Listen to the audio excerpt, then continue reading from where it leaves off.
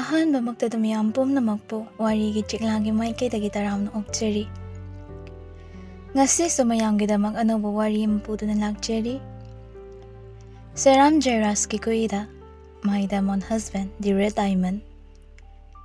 ꯋꯥꯔꯤ ꯑꯁꯤ ꯍꯧꯗ꯭ꯔꯤꯉꯩ ꯃꯥꯡꯑꯣꯏꯅꯅ ꯔꯥꯏꯇꯔꯒꯤ ꯁꯥꯏꯠꯇꯒꯤ ꯋꯥꯐꯝ ꯈꯔ ꯊꯝꯕꯤꯔꯛꯂꯤ꯫ ꯋꯥꯔꯤ ꯑꯁꯤ ꯍꯤꯡꯂꯤꯕ ꯅꯠꯇ꯭ꯔꯒ ꯂꯩꯈꯤꯗ꯭ꯔꯕ ꯀꯅꯥ ꯑꯃꯠꯇꯒ ꯃꯔꯤ ꯂꯩꯅꯖꯗꯦ꯫ ꯋꯥꯔꯤ ꯑꯁꯤ ꯑꯩꯍꯥꯛꯀꯤ ꯀꯜꯄꯅꯥꯗꯒꯤ ꯁꯥꯒꯠꯂꯒ ꯏꯖꯕꯅꯤ꯫ ꯃꯌꯥꯝꯅ ꯁꯣꯏꯈꯤꯕ ꯂꯥꯟꯈꯤꯕ ꯌꯥꯎꯔꯕꯁꯨ ꯉꯥꯛꯄꯤꯌꯨ ꯑꯃꯗꯤ ꯁꯦꯝꯗꯣꯛꯃꯤꯟꯅꯁꯤ꯫ ꯃꯃꯥꯡꯗ ꯍꯥꯞꯈꯤꯕ ꯗꯦꯃꯣꯟ ꯍꯟꯇꯔ ꯍꯥꯏꯔꯤꯕ ꯁꯨꯄꯔꯅꯦꯆꯔꯦꯜꯗ ꯕꯦꯁ ꯇꯧꯕ ꯋꯥꯔꯤ ꯑꯗꯨꯒꯤ ꯑꯅꯤꯁꯨꯕ ꯑꯣꯏꯅ ꯁꯦꯝꯒꯠꯆꯕꯅꯤ꯫ ꯑꯗꯨꯒ ꯃꯌꯥꯝꯗ ꯋꯥꯐꯝ ꯑꯃꯠꯇꯒ ꯗꯦꯃꯣꯟ ꯍꯟꯇꯔꯗꯨꯗ ꯌꯥꯎꯈꯤꯕ ꯀꯦꯔꯦꯛꯇꯔꯁꯤꯡ ꯑꯗꯨꯅ ꯑꯌꯥꯝꯕ ꯁꯥꯟꯅꯖꯒꯅꯤ꯫ ꯍꯥꯏꯖꯕꯒ ꯂꯣꯏꯅꯅ ꯃꯌꯥꯝꯒꯤ ꯃꯐꯝꯗ ꯋꯥꯔꯤ ꯑꯁꯤ ꯍꯧꯅꯕꯒꯤ ꯑꯌꯥꯕꯗ ꯂꯧꯖꯔꯤ꯫ ꯍꯧꯖꯤꯛ ꯃꯌꯥꯝꯒꯤ ꯃꯐꯝꯗ ꯈꯨꯗꯣꯜ ꯇꯝꯖꯔꯤ꯫ My Demon Husband ꯑꯍꯥꯟꯕ ꯇꯥꯡꯀꯛ꯫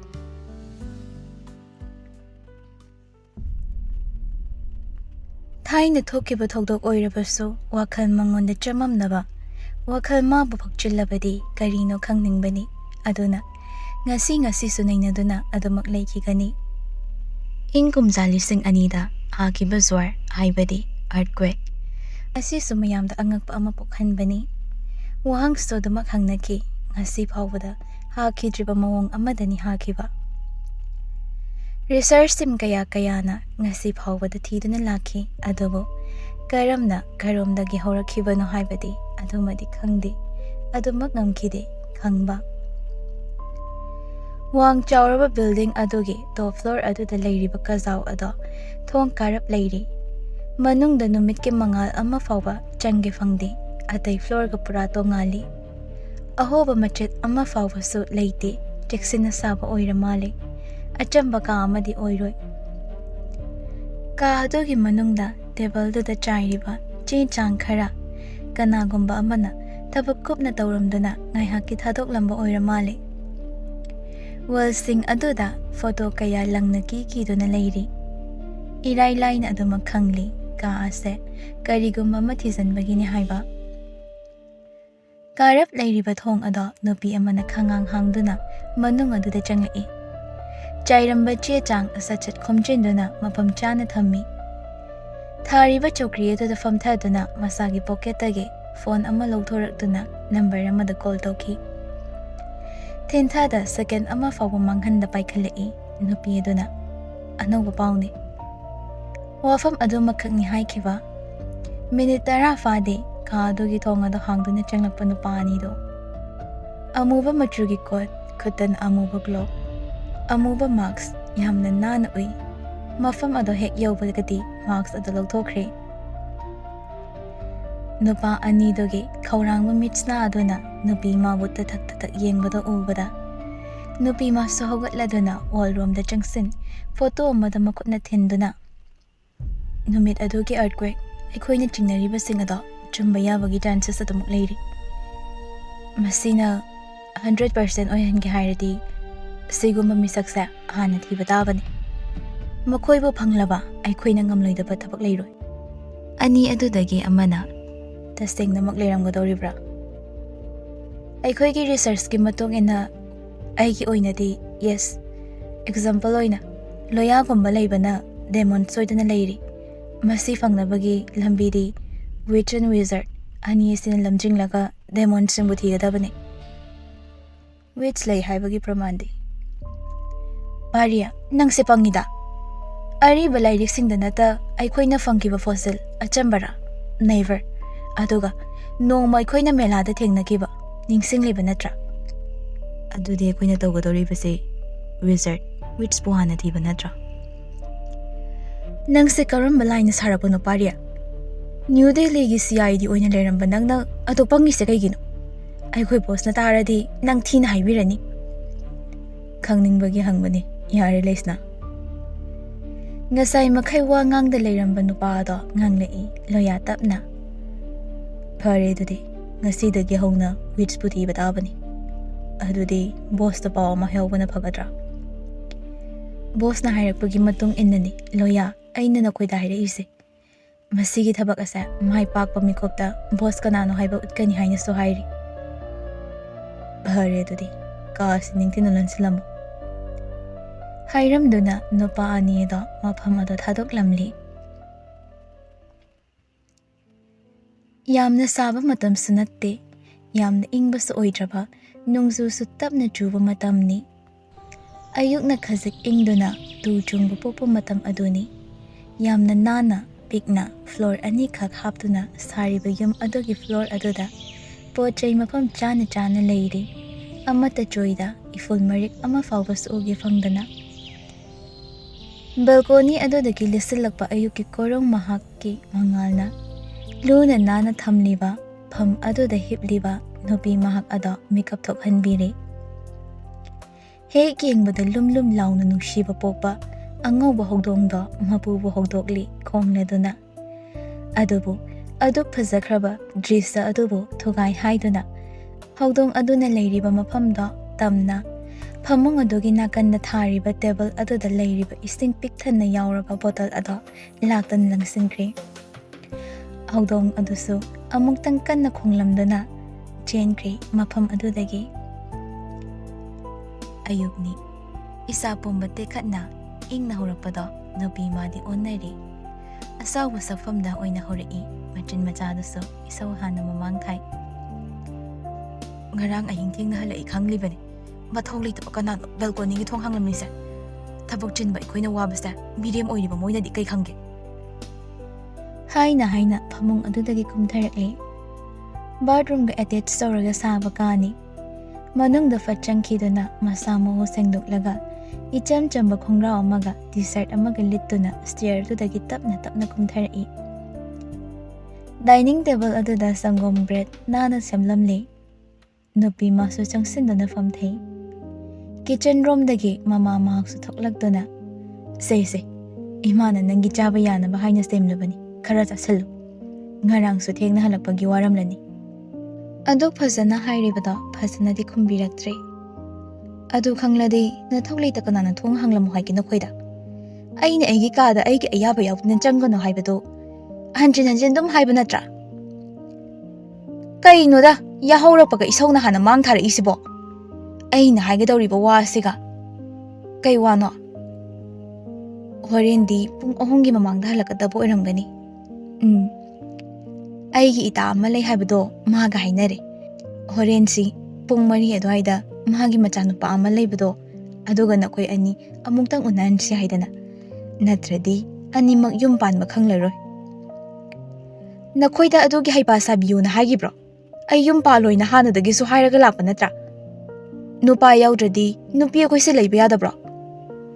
Ay thabak tawdabasu nate paisa dum thokli. Ichagi, isugi, iwagi awaba yawdan dungai na hingbod na pay. Ay yum paloy nupa unabasu ngamloy. Maduna yaroi ni thoibi. Nupa oirabasu, nupi oirabasu. Punsigi khongloy ama khandrabadi yadabanido. Nangnabudi hairiba. Nangi awatpa laytena. Adunabu yum pandabadi yabrado. Hayeng akoina ahal oiraba kanda nangidama kanana chenbigadawri. Matamdudani akoy gi haiba malaise. Isagi khong ama pala isa chenabani. Isana isagi chendori. Darkar dade. Nupa da nunjaraga hingadra. Samasa nupi akoina sembadi. Akoina manghanbasu ngammi. Adudani. Nupa na ngamna pala ise. Aidi hongoy. Somda nupa aduso mayum paloy hairibani. Nupi yawdrabasu yai haiduna. Mama aduna takmanbadagi yamna wana yara ibazani. Ngasi unabase yadaba yaroi. Unabasimadi unaruro yam phabani. Yenglase thabakara tawrogige. Hairamlaga hawgatkre amuk leithoraklaga. Chandi hawgatkrabani ngasaina. Phare adudi. Hairamduna thokre. Nupi masu isaw langbi nupi amo urakliba. Waba adunani. Wada waraklabadi misa isaw langningna haibasi chumbajatni. Icham chamna hingbani nungshiba karino khanglakta. Magi haibo koiba langba. Thabak matam chana tawba aduga nupana hinjan yadaba mini hinjanba yadaba machin kanbi. Adubu saktamdi pukri mapanda tarak naitom hawba takhel laymana hilamloy.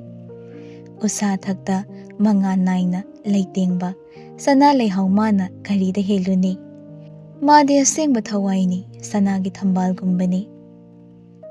Magi kada nana yanduna thamliba angau apron ado nana litli.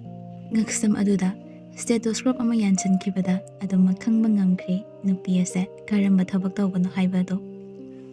Mani psychiatrist ni Rina Mental Hospital ki mafi marol nana loshilladuna kumtharakpa adudadi manaw nupi su leirami irikna. Che kharanga na halo laroi sira na khalingai sida. Che ngaiko Nobel amda lebiro pageba. Nangbu MCS thani haidaine aduga wathi warengi laik pa leidiba. Taningdeko nangi pabam thokpa lairik do ningthina pa. Che na noigi karimda walhaloi. As che jidi ai thoge yumdagi mapan thokano mi phatti. Hairam laduna maga chanaba angauba machugi bespa da thokdokre. Thaurakpa nasu yaurai nana sariba mental hospital ado. Nakan nakanda leisu kaya yamna ningthina thari. Gari edo thaujiladuna khamlaba matung changlai. Ma changlakpa ubada counter famlamba nupi eduna. Leichil nang lakpane nangairamisi. Leichil su sangsilaktuna makut aduna nakanduna ngaraga lepi kaigi haiba matawgum mangak aduna hairap illi. Nang tigibane. Kanana no hangnudrabasu khangli Leichil saurapna. Madugi doctor do ma aina hatpa soiraroi. Sak aduga mingonda kakakhaudana maduga yam pamanu khangdiba. Tanu isi sinanoklaga oiba nangna yabagi mawongdane mana nganglamnise. Phare changlage horen pung 3:30 mari dwaida nupa unaru soye pelaba laibak haibaduni. Hairam laduna paukhum amasung airamda phachangki. Magi matau ningthina khangba mamanabi adodi horen thokadaba thaudoksing mamita uri machinda soli. Saugalli siga aidiba mana kamaina doctor oireinoba. Wakhal choirabasing ada mathang yenglakpada mayamdagi khazit tongan taba ahal oirap tawraklaba nupi ado yaurakli. Leichil sangsinduna ima hakjang se khara nungairaba. Nupi da ngauri. Kaino haise hausikta lan loi khida ngairi asokpa se kamai phadoino. Masa panba moigi masa sing aduna kalakpada aise sakti yaudrabani. Choitrang patrang nganglabasu mayanga manada nganglibani Leichilna. Masa panbado aina pharaga thamkhre. Nupi da phaise yenglaklaga is thamamani da ko angaubi moidine yam kalli nang naga phaba ngamoi. Oise hindak semda kap thomge. Haina ningthina kap lamle adom tawbada pungdi ahom henjinkhre. Leichil su chatnaba thorakli. Doctor nupa aduna Leichil nang neina thiramise. Hayengdo aigi birthday ni numidang lakpa yagadro. Nai tai suti lokto. Thabak macha amagi damakta suti lokthokningdraba. Kishum dowroimi ai hairamage request ni please nang yaudradi nungairoi. Hoi ai thengi thabak le. Hairam laga hutlaina lakli. Pung aduna di asumta silaklabada nupi ma solution kre. Somdana piktakna ka ani ahum khakta haplaga sariba yum adugi. Mangda swimming pool adudagi sangbana banapina mona hauriba kayada ningthina sariba. Nakan amaromda shooting board thamduna shootingi mafam ama semli. Board adugi mamangda leiriba table macha adudagi shooting gun ado singli pongna chelaba hek yengbada lum lauraba kutsa amana ta paisanki khanghaude. Thangkat kibagi force aduga loinana kapthora force aduda mangda khilliba board adugi mayai chubuk magtada panki. Nana yungna hatliba samlang muna hauriba pisum ani matam ayambada suksinaduna naibani. Chinmanana sambru ama sabana kari hairuni adubu Aduk lemba saban aduda mine hinjinba yadaba ama yauri. Kadaida, pangalda, adu nattaba amana jinda. Mana litlamba t-shirt ada sat lauthokiduna men shirt ama fatlisanki. Kudangi kudam thadoklaga mathup naina thekatli. Khudangdana bracelet ama men shirt ada tak tawduna litpani. Hek yengbada napkri nakan aduda khamliba mahaki bullet ada kakatkiduna yamna nana thongdurei.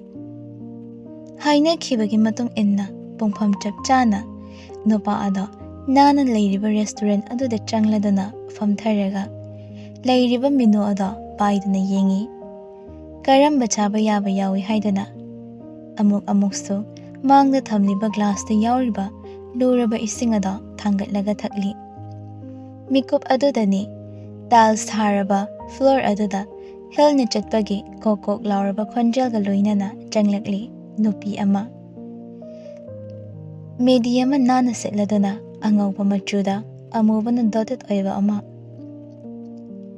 Side ta yaliba bag ada fat lauthokduna haidorakpada nupa adugi mangda thamliba ising yauraba glass ada thok launa thomkhre. Thomkhibaga mikup phada nupa adu supuk haugalai khongraudu luple. Nupi adudi marai chikli masu tapna hugalaga. Sorry, ay soy. Haiba loidringai nupa aduna. Angaubi, thabak ama tawbada yenglaga tawba yadabra. Mit pali se kadai da yengnabano. Mit ani paliba. Adugi kanafam leitradi kothoko.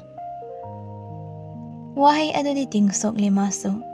Magisu igo haiba ama leizari.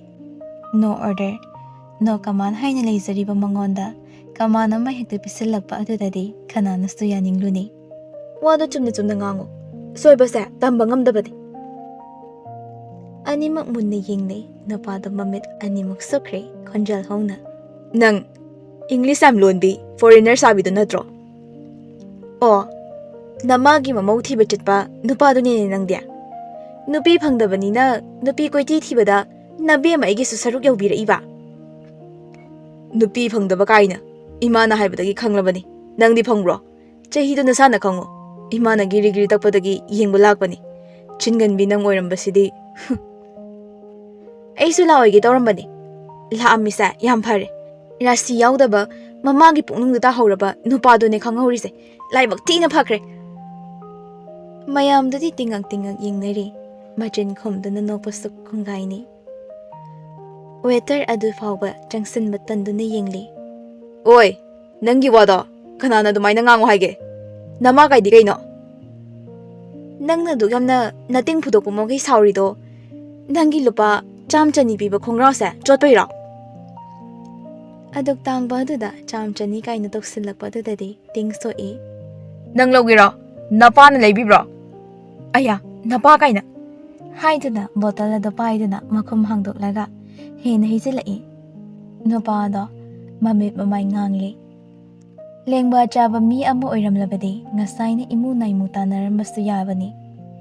Nupa aduso nakangi table dagi chow plate adu lamduna leichilgi mathakta heitharai. Leichilna Nangdi ngawina. Aina ngasi phawba yenglakpa pesenda nangdongna ngawbadi ama phaw yawraktrine.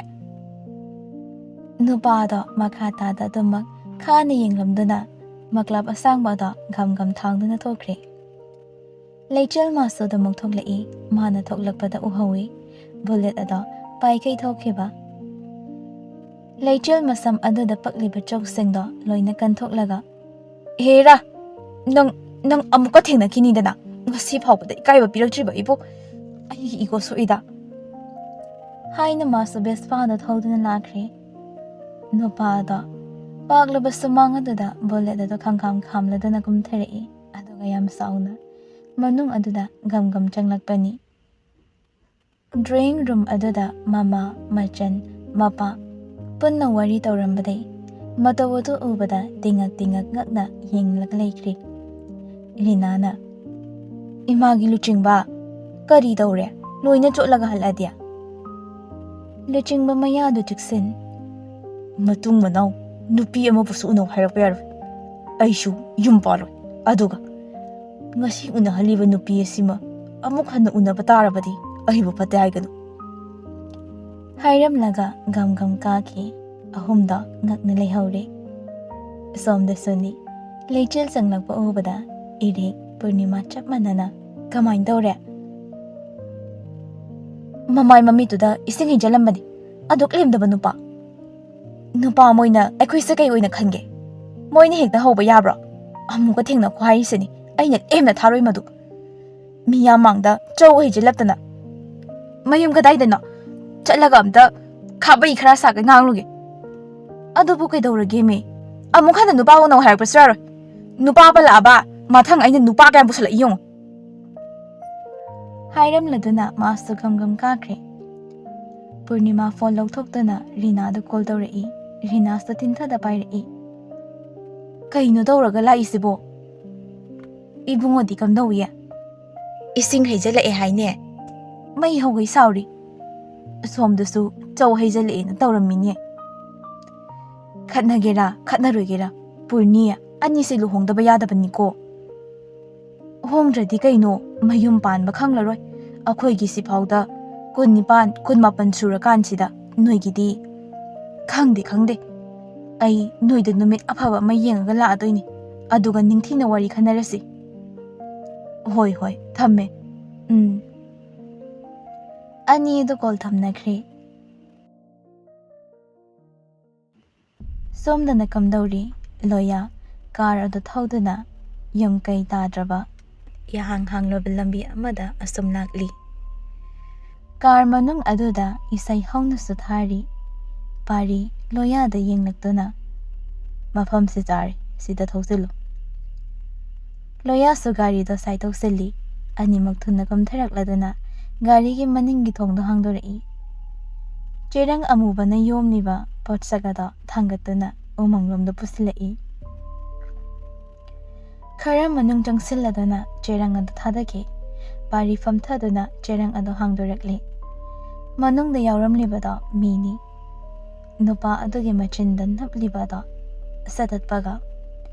Noina tawriba thabaksi legalgi wangmada leiba thabakni haiba khangdabra police na ithil changkhraba matamda nakhoigi agent machet tana kaigani loyana nangonda wangango haibagi nachin hangba nate aigi wahangi pakum pi haibani nanganano ai kanano haidi kaino ai mini michama manate haibade khangi narol chumbu matau karamna ai khoina thiduna lagliba red diamond adubu khanglamliba nang hunter aduga nangna ai su hunter makal amani ai haige ai michamni adubu nakhoina khangdaba khara aina khangi male masida hunter kaya lei haiba nakhoina khangbra asengba hunter Loya sukchinduna ai khakta natti leiri miyoi khara nangdi karam khangniba male masida demon lei haiba mafam asi soidrabani demon sing aduga loinariba hunter su thoklakpa tabani ai isamak micham ama oirabasu demon hunter gi maramda ningthina khangba misak amani adude demon kayam lei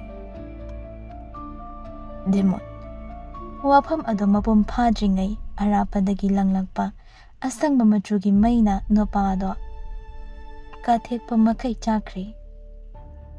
Loya pari tunghanai ngakchana na animak yingnabani. Thawong asimakti nupa adugi machindagi demon masing haihaningdabagi matawni. Adubu langlakliba mairi machu adudi asangbani masina kari takli. Kanawu oiriba saksu ugi fangdi samin amasu phaugi fangdi. Onthokna thuna mangkhibani mafam adudagi. Loya remote manba potsagama puthorei. On hek tawkhibaga kata ado yamna kanna hairakhi. Mafam asidagi chatri haiba khangkhre. Yeblamba nongmai tinthada satokre. Loya gi makutta pairamba remote khudakta munkre. Karamna aduk thuna munkhiba. Pari phone puthoraktuna thokshilli. Leisna mido asangma machugi maina chakre.